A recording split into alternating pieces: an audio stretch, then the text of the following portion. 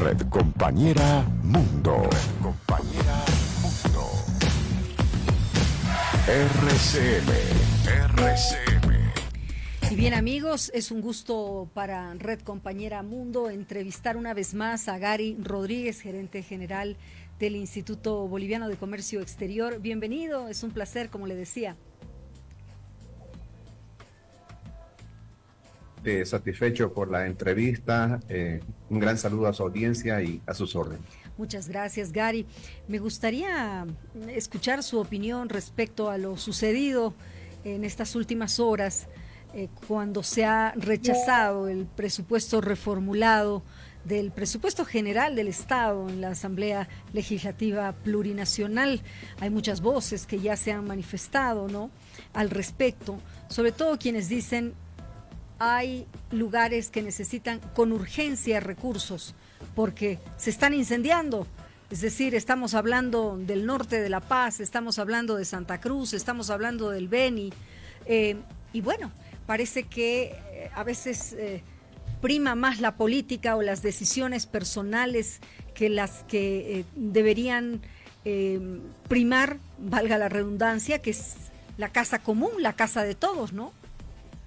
Definitivamente es una preocupación que compartimos, particularmente acá en Santa Cruz. Estamos viviendo en medio de humareda, la temperatura se ha desbordado, los incendios continúan y no podemos entender cómo es que pasan estas situaciones cuando se ha explicado desde el Ejecutivo que el motivo de la reformulación del presupuesto tenía que ver con dotar de recursos a las gobernaciones, a las alcaldías, subsidiariamente a las universidades, pero principalmente la motivación tenía que ver con atender estas emergencias de los incendios, pero tampoco nos olvidemos que hay un problema de sequía, ¿no? Entonces, sí, no entendemos. Ahora, hay explicaciones, hemos escuchado ahí algún parlamentario indicar de que se habían introducido, no sé si eran 7 modificaciones de otras leyes, etcétera, pero si ese fuera el caso, no entiendo cómo es que no se pudo separar las aguas y por lo menos aprobar lo que es contingente y lo que es urgente, porque de por medio, Casimira, más allá de los apetitos, más allá de los intereses, más allá de los cálculos políticos, está la gente. Está el bosque, están los animales, está la vida misma, ¿no? Entonces comparto su preocupación, por supuesto, y solo Dios sabe por qué están haciendo este tipo de situaciones los políticos. Claro, y es verdad, ¿no? Porque la población en general, al margen del tema político, esperaba otra cosa, ¿no?, de los asambleístas, o por lo menos espera otra cosa. Ahora, para el ministro de Economía hay una megacoalición opositora: Evo, Camacho y Mesa. Evo Morales, Luis Fernando Camacho y Carlos Mesa. Entonces, bueno, imagino que si esto fuera así, que bueno, eso no nos consta, pero ¿se puede buscar alguna otra alternativa judicial, por ejemplo? Porque entiendo que representantes municipales han anunciado ya que van a tomar medidas de presión y que, bueno, van a ver de qué manera pueden subsanar algo tan grave como esto. Bueno, nosotros como institución no hacemos consideraciones de orden político, no soy especialista en el tema judicial, pero sí he leído con atención la declaración del ministro, que estaba rodeado además de una cantidad de representantes de municipios del país que necesitan los recursos, ¿no? Yo creo que en todo caso, en democracia, Casimira, lo que debe primar es el diálogo, debe primar el interés común. Y en función de ello, espero por la reacción que se está dando desde la sociedad civil, que se reconsidere esta situación. Nada está escrito en piedra cuando existe buena voluntad de parte de los hombres, ¿no? Una ley puede finalmente sustituir a otra ley y para eso están los padres de la patria, ¿no es cierto?, que han recibido el voto, la confianza y el mandato de los ciudadanos para representarlo.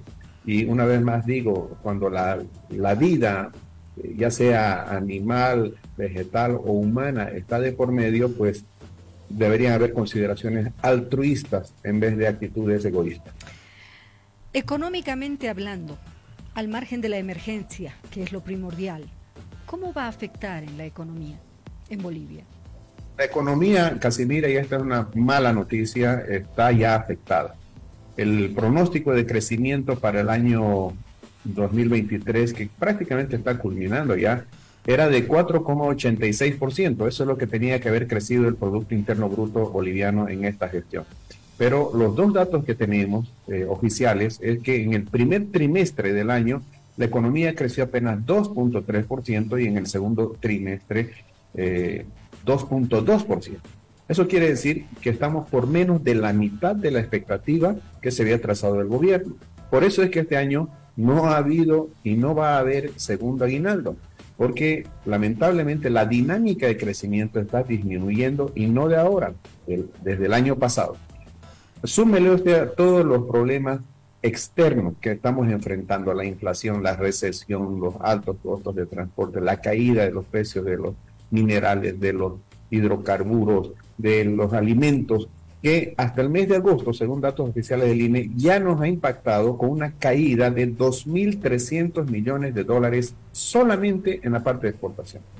Súmele a eso todos los problemas internos que estamos viviendo en el país, los bloqueos, los paros, los cupos que salen tarde para la exportación, estas desavenencias que a veces se dan entre los políticos que afectan a la gestión pública, la falta de una agenda público-privada y bueno, sumémosle a la sequía y sumémosle los incendios y la falta de presupuesto para atender estos desastres naturales.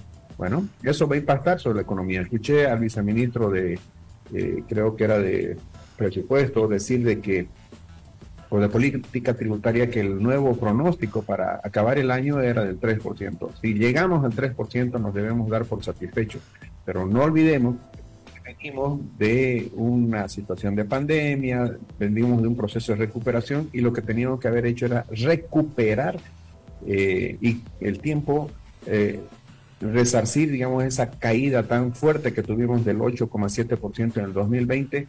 ¿Por qué? Porque solamente creciendo más quiere decir que se ha invertido más, que se ha producido más, se ha exportado más, se ha importado menos y con eso estamos creando empleo, ingresos y combatiendo la pobreza. En pocas palabras, entonces, sí, vamos a crecer cerca de la mitad de lo que estaba previsto para este año, pues nuestra lucha contra la pobreza, el impacto contra este flagelo, pues no va a ser el esperado y eso significa que mucha gente no va a pasarla bien en el país.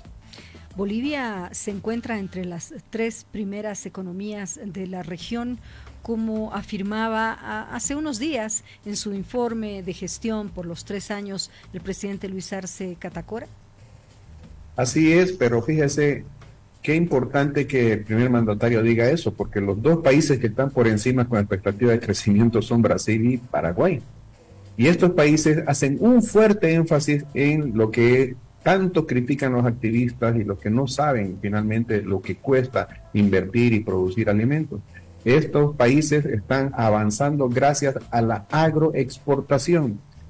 Brasil este año le ha sacado la delantera a Estados Unidos en la producción agrícola de soya, por ejemplo, ¿no? Y va a la casa en el campo del maíz. Y Paraguay ni qué decir, ¿no? Acabamos de escuchar hace unos días atrás de que su gobierno abrió el mercado de Estados Unidos para que pueda exportar carne.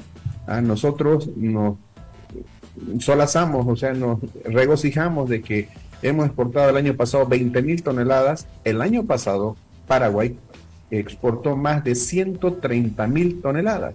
Y ese país es tan pequeñito, ¿verdad?, que comparado con Brasil, con Bolivia, uno dice, caramba, ¿cómo puede ser posible que crezcan más?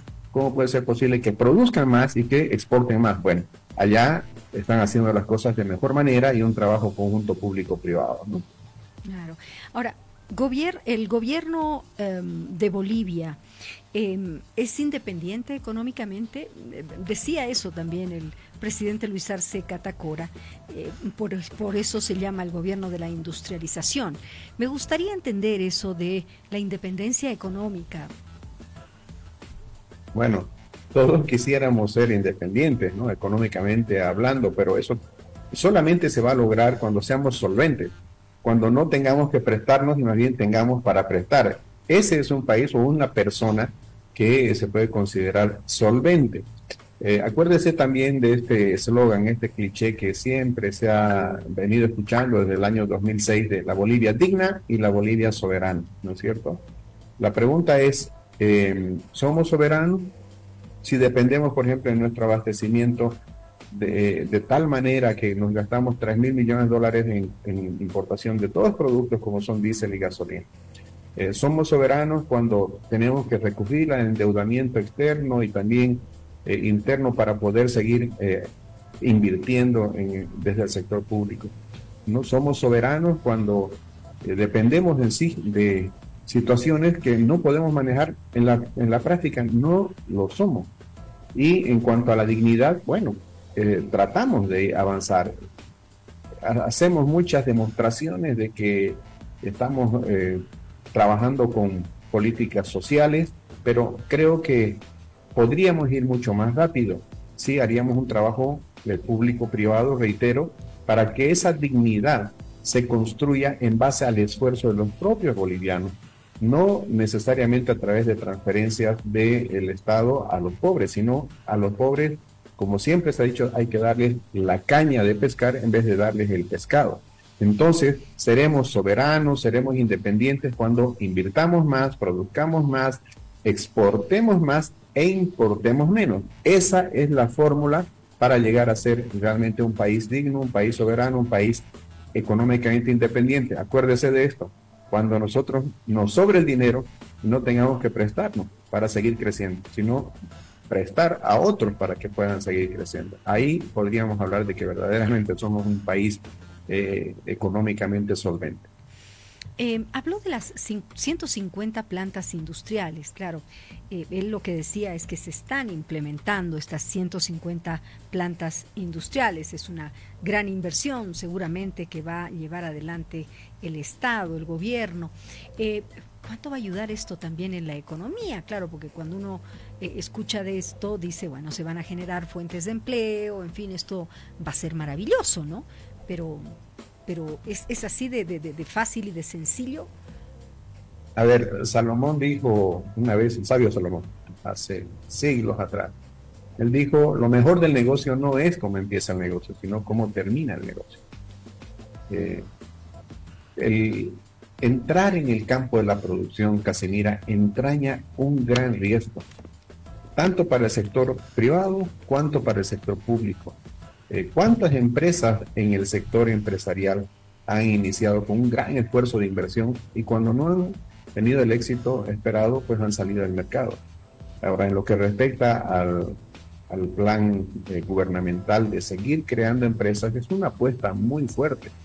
Es una apuesta muy fuerte porque exige la dedicación de recursos públicos.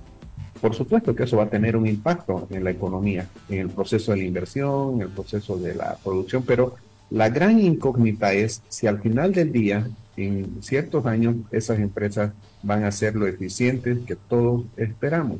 Nosotros somos del criterio de que los gobiernos, y esto está pasando en los países que crecen más, deberían dar condiciones al capital nacional, al capital extranjero, para que sea el privado el que asuma el riesgo de invertir, sea micro, sea pequeño, sea mediano, sea gran empresario. Si al empresario se le dan las condiciones, las posibilidades de crecimiento pueden ser infinitas. Y si al empresario le va mal, va a ser uno o dos, pero el problema es de que si le va mal a las empresas públicas, entonces eso va a exigir de parte del Estado un subsidio, una asistencia, como mucha gente o muchos políticos vienen criticando en relación a varias empresas del sector estatal. Entonces, reitero, entrar en el campo de la producción conlleva es una apuesta muy fuerte y puede conllevar el día de mañana costos económicos, si es que no lo hacen bien, y por supuesto también costos políticos, porque eso se lo van a representar los adversarios en este campo, ¿no? En el campo de la política. Bien. No hay diésel todavía, ¿no? Están los choferes de transporte pesado muy preocupados. porque, bueno, se ha asegurado el suministro, pero no hay como se requiere. ¿A qué atribuye esto, Gary Rodríguez? Casimira, siempre nosotros tratamos de hacer una lectura equilibrada de la realidad. Por una parte, nosotros tenemos la versión de Yacimientos Petrolíferos Fiscales Bolivianos a través de su presidente, de sus voceros, que dicen que, primero, el suministro está garantizado. Y lo segundo, han manifestado que hay una demanda especulativa. Por otra parte, tenemos la evidencia de los camiones, de los buses que están haciendo cola, e incluso la denuncia de que el diésel se está vendiendo en el campo a 6 bolivianos, un poco más. Entonces, queriendo entender cómo es que esto está pasando, si realmente el diésel existe y hay una sobredemanda, hay una demanda especulativa, por supuesto que va a haber un quiebre en el equilibrio, y eso puede estar haciendo faltar la provisión normal en diferentes surtidores. Ahora, si hay la especulación, como se manifiesta, pues la ANH tiene todas las posibilidades de identificar en qué lugares se está sobredemandando, se está produciendo aquello y además se debe sancionar, ¿no? Esto se debe sancionar. Exactamente, porque ya estaría cayéndose, si hay una reventa, está por encima, digamos, eso no es correcto, ¿no? El precio oficial en el país es de 3.72 para el diésel, 3.74 para la gasolina. Claro, porque la Agencia Nacional de Hidrocarburos dice, los despachos de combustible son normales. Entonces, claro, están atribuyendo a esa especulación que también usted hacía mención, pero algo se tiene que poder hacer, ¿no? Pero se tiene que actuar ya. Creo que lo importante es que el gobierno se reúna con los principales grupos de interés. En este caso pueden ser los transportistas, pueden ser los productores agropecuarios, los forestales, la industria. Y claro, sobre la base de la confianza y la buena fe, Casimira, que es lo que muchas veces falta, hay un diálogo franco para que cada quien aporte con ideas de solución.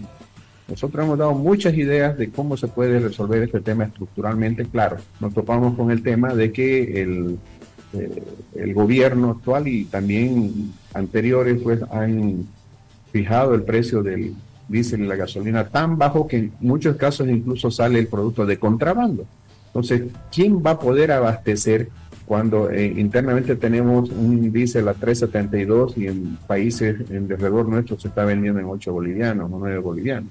Esa es la situación. Entonces, también desde la institución hemos dicho que en algún momento deberíamos pensar en atacar el problema de fondo.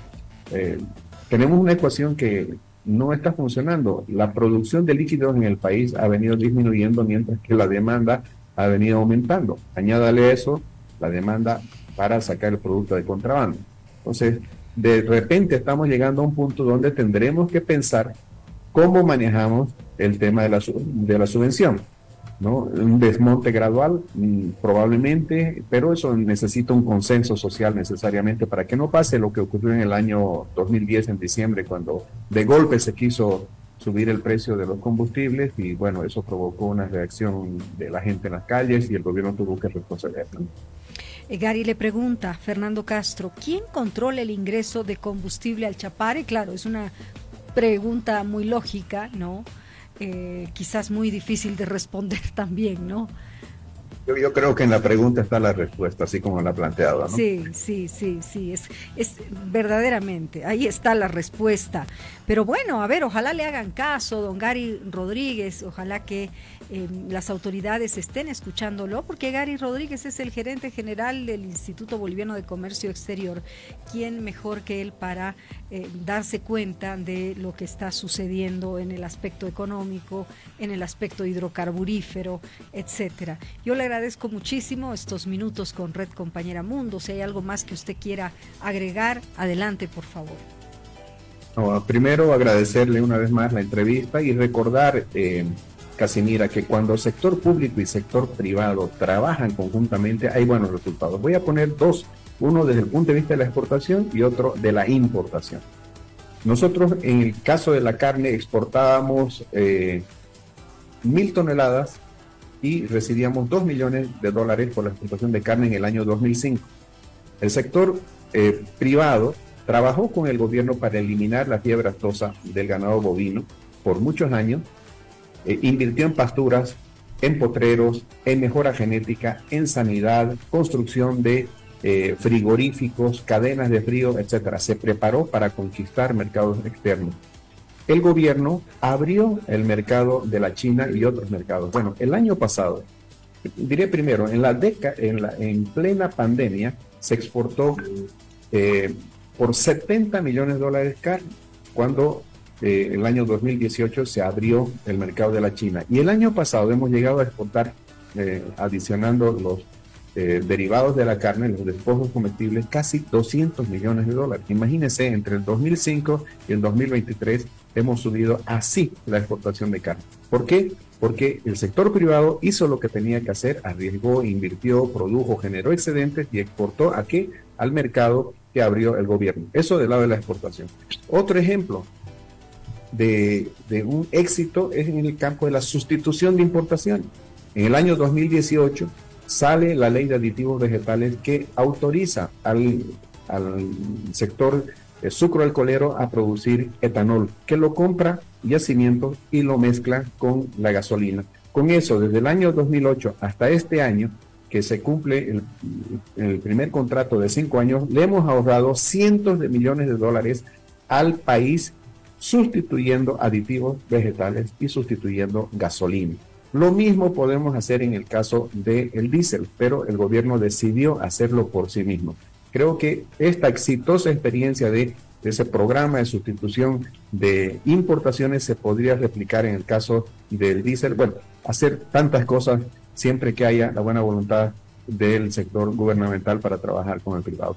Con eso quisiera concluir. No pierdo la fe en mi país. Tenemos todas las condiciones absolutamente para dejar de ser un país pobre o empobrecido y pasar a un estadio de desarrollo, pero eso lo tenemos que hacer juntos, sector público y sector privado. Gracias por la entrevista, Casimiro. Al contrario, gracias, Gary Rodríguez. Hasta una próxima oportunidad. Buenas tardes.